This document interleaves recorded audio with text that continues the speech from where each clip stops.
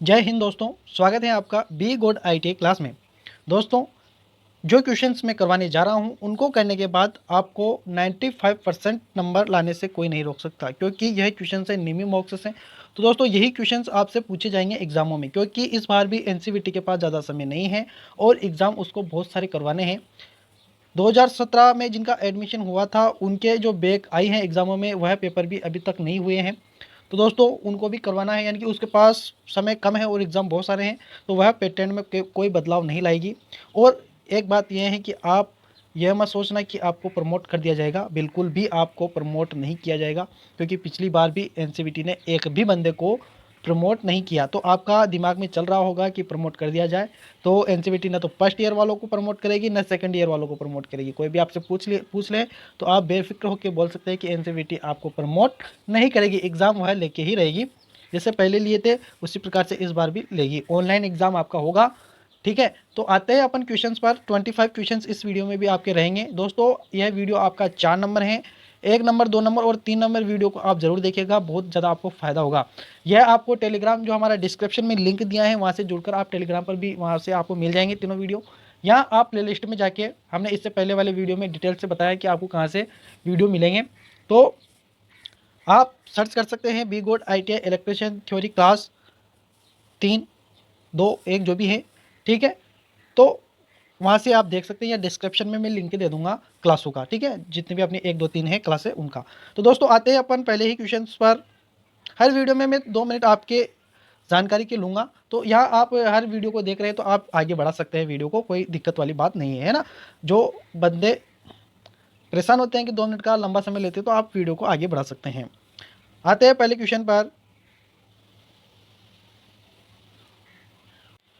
दोस्तों, धीरे धीरे मैं स्पीड बढ़ा दूंगा, ठीक है, तो आप दिक्कत मत लेना। दोस्तों, डीसी मोटर में सामान्य गति से नीचे कौन सी गति नियंत्रण विधियों प्रदान करती हैं? दोस्तों, गति नियंत्रण विधियाँ जो होती हैं, तो डीसी मोटर में जो गति नियंत्रण होता है, जो करती हैं जो विधियाँ, उनमें सबसे नीचे कौन सी गति नियंत्रण विधियाँ हैं, यानी कि सबसे कम प्रभाव वाली कौन सी है? तो क्षेत्र नियंत्रण विधि, या वोल्टेज नियंत्रण विधि, या आर्मेचर नियंत्रण विधि, या गति नियंत्रण की वार्ड लियोनार्ड प्रणाली।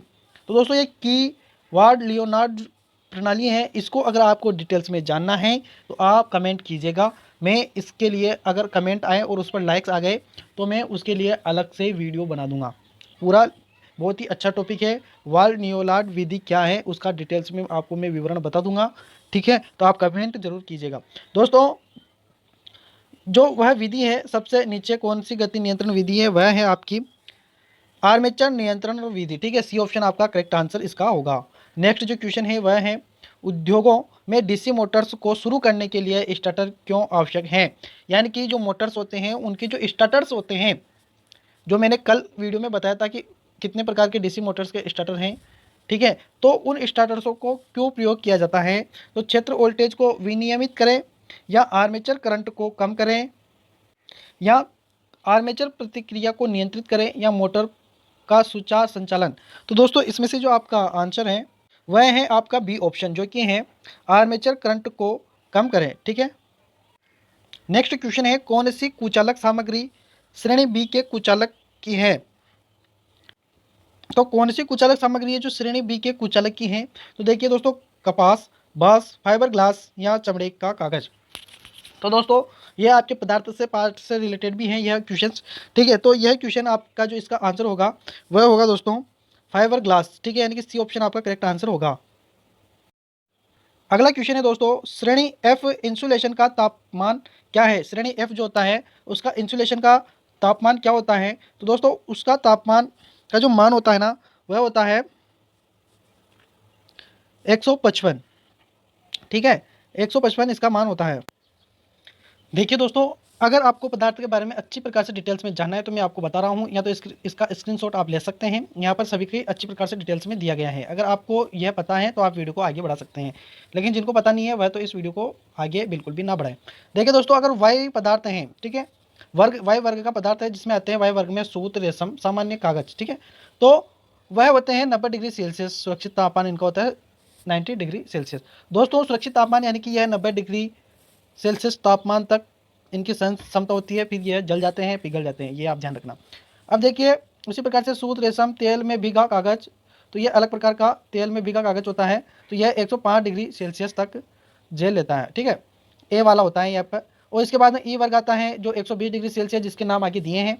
बी वर्ग आता है जो 130 डिग्री सेल्सियस तक सुरक्षित तापमान होता है, जिसके आगे नाम दिए हैं। एफ वर्ग जो होता है उसमें 155 डिग्री, जो अभी आपसे क्वेश्चन में पूछा गया था। एच वाला होता है वह 180 डिग्री सेल्सियस तक की तापमान क्षमता वाला होता है। आगे दिया है आपका अंतिम जो है सी, वह होता है इसमें 200 डिग्री सेल्सियस तापमान भी सहन शक्ति होती है। 220 डिग्री सेल्सियस और 250 यानी कि 200 डिग्री से लेकर 250 डिग्री तक यह सहन कर सकता है, जो अब्रक, चीनी मिट्टी, कागज, क्वार्टर्स तथा इनमें से बने पदार्थ आदि, इनकी सहन सीमा 200 से 250 तक होती है। ये आप ध्यान रखना है, सी वर्ग होता है। तो इसको आप स्क्रीनशॉट ले लीजिएगा, अच्छी प्रकार से इसको पढ़ लीजिएगा। इसका आपको वर्कशॉप कैलकुलेशन में भी क्वेश्चन देखने को मिलेगा और इलेक्ट्रिशियन थ्योरी में भी इसका क्वेश्चन देखने को मिलेगा। आगे आप कंपटीशन एग्जाम दोगे तो वहाँ पर भी इन 7 वर्गों में से क्वेश्चन देखने को मिलेंगे, या तो नाम दे देगा या आपसे डिटेल्स पूछ लेगा वर्ग। ठीक है, ये आप ध्यान रखना, इसको आप मोस्ट इंपॉर्टेंट समझ लेना। तो इसका आपको पता चल ही गया होगा, इसमें आपको डी ऑप्शन आपका करेक्ट आंसर रहेगा। नेक्स्ट जो क्वेश्चन है, निरंतर गति ड्राइव के लिए किस प्रकार की डीसी मोटर का उपयोग किया जाता है? तो डीसी श्रेणी motor, DC shunt motor, differential long shunt compound motor या differential short shunt compound motor. तो दोस्तों इसमें से जो आपका आंसर है वह है आपका डीसी शंट मोटर। ठीक है, नेक्स्ट जो क्वेश्चन है वह है लिफ्ट में किस प्रकार की डीसी मोटर का उपयोग किया जाता है? लिफ्ट जो होती है उसमें किस प्रकार की मोटर का उपयोग किया जाता है? तो डीसी श्रेणी मोटर या डीसी शंट मोटर या डीसी डिफरेंशियल कंपाउंड यौगिक मोटर, यानी कि कंपाउंड को हिंदी में यौगिक बोला जाता है, डीसी कम्युलेटिव यानी कि डीसी संचयी यौगिक मोटर। तो दोस्तों इसमें से जो आपका करेक्ट आंसर होगा वह होगा डीसी संचयी यौगिक मोटर, यह आपका करेक्ट आंसर होगा। नेक्स्ट जो है वह है गति नियंत्रण का कौन सा तरीका डीसी श्रेणी मोटर में रेटेड गति के नीचे गति देता है? तो फील्ड डाइवर्टर विधि, टैप्ड क्षेत्र विधि, वोल्टेज नियंत्रण विधि, आर्मेचर डाइवर्टर विधि। तो दोस्तों इसका जो आपका आंसर होगा वह होगा डी ऑप्शन, जो कि है आर्मेचर डाइवर्टर विधि। ठीक है, डी ऑप्शन आपका करेक्ट आंसर होगा। नेक्स्ट क्वेश्चन है, क्या प्रभाव है अगर चलने के दौरान 4 बिंदु स्टार्टर प्रतिरोध कट ऑफ है? यानी कि आपका जो 4 बिंदु यानी कि 4 पॉइंट स्टार्टर जो है वह स्टार्टर प्रतिरोध जो है कट ऑफ है। क्या प्रभाव है अगर चलने के दौरान 4 बिंदु स्टार्टर प्रतिरोध कट ऑफ हो जाता है? तो दोस्तों मोटर बंद हो जाएगी, या धीमी गति से चलना है, या बहुत तेज से चलना है, या उल्टी दिशा में चलना है। तो मोटर पर क्या प्रभाव पड़ेगा जब 4 बिंदु स्टार्टर प्रतिरोध कट ऑफ है? तो दोस्तों इसका जो आंसर है आपका वह आंसर है कि मोटर धीमी गति पर चलेगी, यह आप ध्यान रखना। नेक्स्ट जो क्वेश्चन है वह है मोटर डीसी मोटर को संचालित करने के लिए आर्मेचर सर्किट में कार्बन कंपोजिशन ब्रश की आवश्यकता क्यों होती है? तो डीसी मोटर को संचालित करने के लिए जो आर्मेचर सर्किट में कार्बन कंपोजिशन ब्रश की जो आवश्यकता होती है, क्या प्रारंभिक बलागुण को बढ़ाता है, आर्मेचर प्रतिक्रिया से बचाता है, अतिभारण से आर्मेचर की रक्षा करता है, या कम्यूटेटर खंड में स्पार्क कर देता है? तो दोस्तों इसका जो आपका आंसर होगा वह होगा डी ऑप्शन, जो कि कम्यूटेटर खंड में स्पार्क कम कर देता है। डी ऑप्शन आपका करेक्ट आंसर होगा। नेक्स्ट क्वेश्चन है जो कि है 85 नंबर का क्वेश्चन है आपका, सीरीज मोटर बिना भार के आरंभिक उच्च बलागुण और गति क्यों पैदा करती हैं? दोस्तों इसकी ऑप्शन है बैक ईएमएफ की अनुपस्थिति। तो दोस्तों इसका जो आंसर होगा वह आपका यही आंसर होगा कि बैक ईएमएफ की स्थिति। 86 नंबर क्वेश्चन है आपका, डिफरेंशियल कंपाउंड मोटर में शुरू करने के समय श्रेणी क्षेत्र को लघुपतित क्यों किया जाता है? प्रारंभिक धारा को कम करने के लिए, या मोटर की गति बढ़ाने के लिए, मोटर की गति को कम करने के लिए, या रोटेशन की उचित दिशा बनाए रखने के लिए? तो दोस्तों इसमें से जो आपका आंसर होगा वह डी ऑप्शन होगा, यही आपका करेक्ट आंसर होगा। अगला नेक्स्ट क्वेश्चन है कि आर्मेचर को संतुलित करने का सबसे प्रभावी तरीका कौन सा है?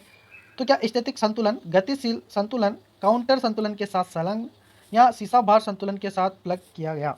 तो दोस्तों इसका जो आपका आंसर होगा वह होगा बी ऑप्शन, जो कि है गति संतुलन। अगला जो नेक्स्ट क्वेश्चन है, डीसी स्टार्टर्स के प्रतिरोध को शुरू करने के लिए किस सामग्री का उपयोग किया जाता है? यानी कि डीसी स्टार्टर्स जो होते हैं 2 पॉइंट, 3 पॉइंट और 4 पॉइंट, उनमें जो रजिस्टेंस यानी कि प्रतिरोध लगाए जाते हैं जिनको श्रेणी क्रम में जोड़ा जाता है, उनको किस पदार्थ से बनाया जाता है? तो उन पदार्थों को यूरेका से बनाया जाता है, ये आप ध्यान रखना, यूरेका पदार्थ से वह रजिस्टेंस बनाए जाते हैं।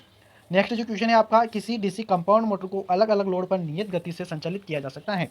तो दोस्तों तो क्या डिफरेंशियल लॉन्ग शंट मोटर को, या संचयी लंबे शंट को, या विभेदक लघु शंट को, या संचयी लघु शंट को? इंग्लिश में भी आप इसको पढ़ोगे तो आपको अच्छी प्रकार से समझ में आएगा, क्योंकि हिंदी में समझना और इंग्लिश में समझना दोनों अपन को आनी चाहिए। डिफरेंशियल लॉन्ग शंट या cumulative long shunt, differential short shunt या कम्युलेटिव शॉर्ट शंट। तो दोस्तों इसमें से जो आपका आंसर होगा वह होगा B option, cumulative long shunt यानी कि संचयी लंबे शंट। अगला जो क्वेश्चन है वह है डीसी शंट मोटर के साथ 3 पॉइंट स्टार्टर में नो वोल्ट कॉइल यानी कि एनवीसी शॉर्ट्स कैसे जुड़ा होता है। तो एनवीसी किस प्रकार से जुड़ा हुआ होता है 3 पॉइंट स्टार्टर में, तो सीधे आपूर्ति से जुड़ा हुआ होता है या आर्मेचर के साथ श्रृंखला में जुड़ा हुआ होता है या आर्मेचर के साथ समांतर में जुड़ा हुआ होता है या शंट फील्ड के साथ श्रेणी में जुड़ा हुआ होता है। तो दोस्तों यह आपका शंट फील्ड के साथ श्रेणी में जुड़ा हुआ होता है, यह आप ध्यान रखना। नेक्स्ट जो क्वेश्चन है वह है किस प्रकार के आर्मेचर वाइंडिंग का चित्रण किया गया है। तो यह जो वाइंडिंग आपको यहाँ पर दर्शाई गई है किस प्रकार की है। तो दोस्तों ऑप्शन देख लेते हैं, duplex lap winding, triplex lap winding, simplex lap winding या क्वाड्रुप्लेक्स लैप वाइंडिंग। दोस्तों डुप्लेक्स यानी कि डबल, ट्रिप्लेक्स यानी कि 3 वाइंडिंग है एक साथ, एक ही स्लॉट में 3 वाइंडिंग, या सिंप्लेक्स यानी कि ओनली सिंपल्स, या क्वाड्रुप्लेक्स लैप वाइंडिंग यानी कि 4 वाइंडिंग एक साथ। तो दोस्तों इसमें से जो आपका आंसर होगा यहाँ पर आप वाइंडिंग के हिसाब से देख सकते हैं कि यहाँ पर आपको दिख रहा होगा एक साथ 2 वाइंडिंगों को लिया गया है। किस प्रकार से, जैसे कि यहाँ से वाइंडिंग पहली उठी है तो वह 2 को छोड़ के तीसरे स्लॉट में आ रही है ना, और आगे भी इसी प्रकार से प्रक्रिया, या इस वाइंडिंग में देख लीजिए आप, पहली वाइंडिंग गई दूसरे स्लॉट को छोड़ के तीसरे में आ रही है, यानी कि ये 2 स्लॉट को एक साथ काम में ले रही है, यानी कि 2 वाइंडिंगें एक साथ चल रही हैं, पहली और दूसरी। ठीक है, अगर तीसरी होती है तो 1 2 3 4 5, तो यहाँ से आप देख सकते हैं अगर ट्रिप्लेक्स होती तो यहाँ से डायरेक्ट 3 पर ना आकर वाइंडिंग 4 पर आती, यानी कि 2 स्लॉट बीच में छोड़ती, फिर यहाँ से वह 5 पे जाती। तो इस प्रकार से समझ रहे होंगे आप। तो यहाँ पर डुप्लेक्स है, इसमें आपको कुछ नहीं देखना है, यहाँ पर देखना है कि स्लॉट कितने छोड़ रखे हैं। पहली जो वाइंडिंग है, जैसे कि ये पहली वाइंडिंग, तो उसका वायर वापस से कौन से वाले पे आया, अगर पहले पे आता यानी कि दूसरे वाले पे आ जाता डायरेक्ट पहले से दूसरे वाले पे, तो ये सिंप्लेक्स होती। यह तीसरे पे यानी कि डुप्लेक्स है। अगर यह वाइंडिंग पहली वाली डायरेक्ट 4 पर आती तो वह होती आपकी ट्रिप्लेक्स, और 5 पर आती तो यह होती आपकी क्वाड्रुप्लेक्स। अब आपको समझ में आ गया होगा, फिर भी नहीं आया तो वीडियो को रिवीज कर देख लीजिए। आर्मेचर के लिए कौन सा ग्राउलर परीक्षण संचित्र है, तो ग्राउलर अपन देखेंगे। तो इसको आप ध्यानपूर्वक देखिए। अब आपको यहाँ पर ऑप्शन के हिसाब से आंसर देना है, खुली कुंडली परीक्षण, जमीन का तार परीक्षण, जमीन का यानी कि ग्राउंडिंग है ना, और उसके बाद यहाँ पर दिया है लघु पतित कुंडलन परीक्षण या लघु पतित कम्यूटेटर परीक्षण। तो दोस्तों यहाँ पर जो आपका आंसर होगा वह चित्र को देखने के बाद ही आपको पता चल रहा होगा। तो इसका जो आपका आंसर है वह है खुली कुंडली परीक्षण, यानी कि आपको यहाँ पर खुली कुंडली परीक्षण दिख रहा है इस जगह से, है ना। आगे नेक्स्ट बढ़ते हैं अपन क्वेश्चन पर, जो कि है आपका डीसी मोटर में सामान्य से ऊपर और नीचे दोनों गतियों को प्राप्त करने के लिए किस गति नियंत्रण विधि को लागू किया जाता है। तो क्षेत्र नियंत्रण विधि, आर्मेचर नियंत्रण विधि, टेप फील्ड गति नियंत्रण विधि या वाल लियोनार्ड गति नियंत्रण विधि। तो दोस्तों इसका आपका आंसर होगा वह होगा वाल नियोलार्ड गति नियंत्रण विधि। मैंने आपको पहले भी बताया है कि मैं अगर आपको इसमें इस क्वेश्चन से डिटेल्स में जानना है तो मैं आपको इसका पूरा टॉपिक जो है वाल नियोलार्ड का जो आपको मैं डायग्राम के साथ बता दूंगा, लेकिन उसके लिए आपको कमेंट करनी होगी। अगर ज़्यादा कमेंट्स आएंगी तो मैं आपको ज़रूर बता दूंगा। ठीक है, अगला जो क्वेश्चन है वह है कम्यूटेटर क्यों तेज चमक उत्पन्न कर रहा है, यानी कि स्पार्किंग क्यों कर रहा है। यहाँ पर आप देखिए इंग्लिश में question, why commutators are sparking heavily, यानी कि तो यानी कि कर रहा है क्यों तेज, हेवली यानी कि तेज गति से वह चमक क्यों उत्पन्न कर रहा है, स्पार्किंग क्यों कर रहा है। तो ब्रश की गलत स्थिति, गलत फील्ड कनेक्शन, या घूर्णन की गलत दिशा, या गलत आर्मेचर कनेक्शन। तो घूर्णन की गलत दिशा से कोई यहाँ पर फर्क नहीं पड़ेगा क्योंकि दोनों दिशा में घूम सकती हैं। गलत आर्मेचर कनेक्शन या ब्रश की गलत स्थिति, तो दोस्तों मैंने इससे पहले वाले वीडियो में आपको बताया था कि कारण क्या हो सकते हैं। तो दोस्तों यहाँ पर आपका आंसर होगा वह होगा ब्रश की गलत स्थिति, GNA या MNA स्थिति चेंज हो सकती है, तो वह प्रॉब्लम यहाँ पर आ सकती है। देखिए आपका 95 क्वेश्चन से वह है चल रही डीसी मोटर में प्रेरित EMF की क्रिया क्या है। ऑप्शन है आपके लागू वोल्टेज की सहायता करता है, लागू वोल्टेज का विरोध करता है, आर्मेचर करंट को बढ़ाता है, या आर्मेचर करंट को घटाता है। तो दोस्तों इसका जो आपका आंसर होगा वह होगा कि लागू वोल्टेज का क्या करता है, विरोध करता है। नेक्स्ट क्वेश्चन है आपका कि किस मोटर में यह विशेषता है, यानी कि स्पीड कम हो रही है टॉर्क के साथ, जैसे ही जैसे टॉर्क बढ़ रहा है तो स्पीड भी कम हो रही है और टॉर्क भी कम हो रहा है, यानी कि दोनों एक साथ कम हो रहे हैं। पहले दोनों अधिक थे, स्पीड अधिक थी तो टॉर्क भी अधिक था, लेकिन जैसे ही स्पीड कम की गई तो टॉर्क भी क्या हो रहा है, कम हो रहा है। ठीक है, तो देखते हैं अपन श्रेणी मोटर में, शंट मोटर में, संचयी यौगिक मोटर में या विभेदक यौगिक मोटर में ये क्रिया होती है। तो दोस्तों ये होता है आपका संचयी यौगिक मोटर में, ठीक है। सी ऑप्शन आपका करेक्ट आंसर होगा। नेक्स्ट क्वेश्चन है आपका 4 बिंदु स्टार्टर में होल्डिंग कॉइल से जुड़े प्रतिरोध का उद्देश्य क्या है? तो एनवीसी में धारा सीमा, शॉर्ट सर्किट से कॉइल को सुरक्षित रखें, मोटर को ओवरलोड से बचाएं या शॉर्ट सर्किट में आर्मेचर को सुरक्षित रखें। तो देखिए दोस्तों, इसका जो आपका आंसर है वह है कि एनवीसी में धारा सीमा को नियंत्रित करता है, यह आप ध्यान रखना। नेक्स्ट क्वेश्चन है आपका डीसी श्रृंखला यानी कि डीसी सीरीज की फील्ड वाइंडिंग मोटी तार के साथ वाउंड क्यों? यानी कि डीसी मोटर में क्या होता है, डीसी मशीन में क्या होता है, सीरीज मोटर में, सीरीज यानी कि श्रृंखला मोटर में क्या होता है कि उसकी जो वाइंडिंग होती है सीरीज वाइंडिंग, वह मोटे तार और कम लपेट की बनाई जाती हैं। शंट में पतले तार और अधिक लपेट की बनाई जाती हैं, ये आप ध्यान रखना। शंट वाइंडिंग तो यहाँ पर श्रृंखला का पूछा है यानी कि सीरीज का पूछा है, तो क्यों बनाई जाती है मोटे तार की? तो फील्ड वोल्टेज को विनियमित करने के लिए या लोड। तो दोस्तों इसके ऑप्शन है आपके फील्ड वोल्टेज को विनियमित करने के लिए, यानी कि विनियमित का मतलब होता है रेगुलेट, ठीक है। बी जो ऑप्शन है आपका लोड करंट को ले जाने के लिए, अधिकतम प्रेरण रखने के लिए या आर्मेचर प्रतिक्रिया को कम करने के लिए। तो दोस्तों इसका आपका आंसर होगा वह होगा कि लोड करंट को कम करने यानी कि लोड करंट को ले जाने के लिए जो मोटा तार होगा वह अधिक लोड को सहन कर सकता है, ये आप ध्यान रखना। इसमें क्या होता है कि जैसे ही मोटर स्टार्ट होती है, और एक बात यह है कि डीसी मोटर को, यह आप ध्यान रखना, डीसी मोटर को जो लोड होता है लोड डालने के बाद चलाया जाता है, यानी कि मोटर पर लोड जोड़ने के बाद ही मोटर को ऑन किया जाता है। जैसे कि मिक्सर है उसमें लोड भरने के बाद ही उस मिक्सर को ऑन किया जाता है। जो डीसी मिक्सर्स होते हैं उन पे की बात कर रहा हूँ। वैसे अपने जो मिक्सर्स हैं घरेलू उनमें एसी यानी कि यूनिवर्सल मोटर लगी हुई होती है। यूनिवर्सल मोटर भी बिल्कुल डीसी मोटर के सीरीज मोटर की तरह ही होती हैं। इसी प्रकार से डीसी जो मोटर्स होती है वह रेलगाड़ियों में लगी हुई होती हैं। DC series motor, DC series motor अपनी रेलगाड़ियों के इंजन में लगी हुई होती हैं। जो तमाम डिब्बे होते हैं या लोड होते हैं उनको जोड़ने के बाद ही उस मोटर्स को ऑन किया जाता है, यानी कि पहले से ही मोटर, जिस मोटर पर लोड लगा हुआ होता है, जुड़ा हुआ होता है, उसी मोटर को सीरीज मोटर कहा जाता है। उसी पर यानी कि सीरीज मोटर पर बिना लोड को नहीं, आप इसको इस प्रकार से याद रख सकते हैं कि डीसी सीरीज मोटर को बिना लोड पर नहीं चलाना चाहिए। अगर बिना लोड पर आप चलाओगे तो मोटर की स्पीड बहुत अधिक हो जाएगी और वह अपने बेरिंग्स वाइंडिंग्स को उखाड़ सकती हैं, तोड़ सकती हैं, क्षति पहुंचा सकती है। तो आप डीसी सीरीज मोटर को बिना लोड पर नहीं चला सकते, और डीसी शंट मोटर को आप लोड डालकर नहीं चला सकते, उसको बिना लोड पर ही चलाना है डीसी शंट मोटर को। तो लोड करंट को ले जाती है, ये आप ध्यान रखना। तो उस पर जैसे आप लोड डाल दोगे डीसी सीरीज मोटर पर तो वह करंट अधिक लेगी, करंट अधिक लेने पर वह वाइंडिंग को जला सकती है, इसलिए उसको मोटा तार से बनाया जाता है, ये आप ध्यान रखना। नेक्स्ट जो क्वेश्चन है वह है डीसी श्रृंखला मोटर का गति नियंत्रण किस प्रकार का है? तो यहाँ पर गति नियंत्रण किस प्रकार का है, यहाँ पर आपको दिख रहा है कि यह वाइंडिंग है सीरीज वाइंडिंग, डबल वाइंडिंग दिख रही है यहाँ पर। D1 से आप याद रख सकते हैं D1, D2, D3, यह मैंने पहले वाली वीडियो में बताया था। जब D लिखा हुआ हो वाइंडिंग के दोनों तरफ तो वह होती है आपकी सीरीज वाइंडिंग, अगर ई लिखा हुआ हो तो वह होती है आपकी शंट वाइंडिंग। दोस्तों तो यहाँ पर आपको सीरीज वाइंडिंग दिख रही है, लेकिन यहाँ पर क्या किया गया है, उस सीरीज वाइंडिंग को दो भागों में बांट लिया गया है। जैसे आपकी ये वाइंडिंग थी, इसको दो भागों में बांट लिया गया है और दोनों को समांतर क्रम में जोड़ दिया गया है। तो इसको कहा जाता है, ऑप्शन देख लीजिए आप, क्षेत्र समांतर विधि, फील्ड डाइवर्टर विधि। यहाँ पर आपको डाइवर्टर कहीं पर भी नजर नहीं आ रहा है, तो ये डाइवर्टर विधि आपकी हो ही नहीं सकती।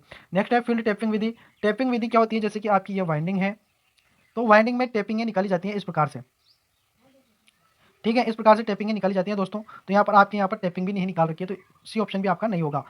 और यहाँ पर दिया है आर्मेचर डाइवर्टर विधि, तो डी ऑप्शन भी आपका नहीं होगा, यानी कि आपके ये बी, सी और डी ऑप्शन तो होंगे नहीं। बचा क्या, ए, जो कि समांतर विधि में, यानी कि समांतर में दोनों क्षेत्र को जोड़ रखा है, तो ये आपका आंसर क्या होगा, करेक्ट आंसर होगा। अंतिम क्वेश्चन है आज का, जो कि है कतरनी मशीनों के लिए, यानी कि कटर मशीन जो होती हैं के लिए कौन सी प्रकार की डीसी मोटर उपयुक्त है? तो दोस्तों पहले से ही लोड जुड़ा हुआ होता है या नहीं जुड़ा होता है, या आप इस पर समझ सकते हैं, यहाँ पर कतरनी मशीन है ये। तो शंट मोटर, श्रेणी मोटर, संचय यौगिक मोटर या विभेदक यौगिक मोटर। तो दोस्तों इसका जो आपका करेक्ट आंसर होगा वह होगा आपका संचय यौगिक मोटर। दोस्तों यहाँ पर बात कही है इसने कि कतरनी, तो इस प्रकार का भी होता है, जैसे कि कोई रोटेट कर रहा है मोटर, उस पर लोड यानी कि चक्रा जुड़ा हुआ होता है, तो कोई अलग से भी काटता है, कोई लोड लगा के भी काटता है। तो यह दोनों प्रक्रिया होती है, तो इसमें गति सीमित होनी चाहिए और लोड इसमें बदलते रहते हैं, यानी या तो बड़ा कोई वस्तु को काट रहा है, कभी छोटे को काट रहा है, तो लोड कम भी होता है, ज़्यादा भी होता है, तो उसके लिए आप कम्युलेटिव कंपाउंड मोटर का उपयोग करेंगे, ठीक है। तो दोस्तों यहीं पर ही आपके क्वेश्चंस आज के समाप्त होते हैं। नेक्स्ट जो एक और वीडियो बनेगा डीसी मोटर से रिलेटेड, तो उसको भी आप जरूर देखिएगा। चैनल को अगर आपने अभी तक सब्सक्राइब नहीं किया तो चैनल को सब्सक्राइब कर लीजिएगा और इस वीडियो को शेयर जरूर कीजिएगा दोस्तों। आपका एक शेयर और एक लाइक हमें बहुत ही ताकत देता है आपके लिए वीडियो लाने के लिए, ठीक है। धन्यवाद, मिलते हैं नेक्स्ट वीडियो में, तब तक के लिए स्वस्थ रहिए, निरोग रहिए और सुरक्षित रहिए, ठीक है। धन्यवाद, जय हिंद दोस्तों।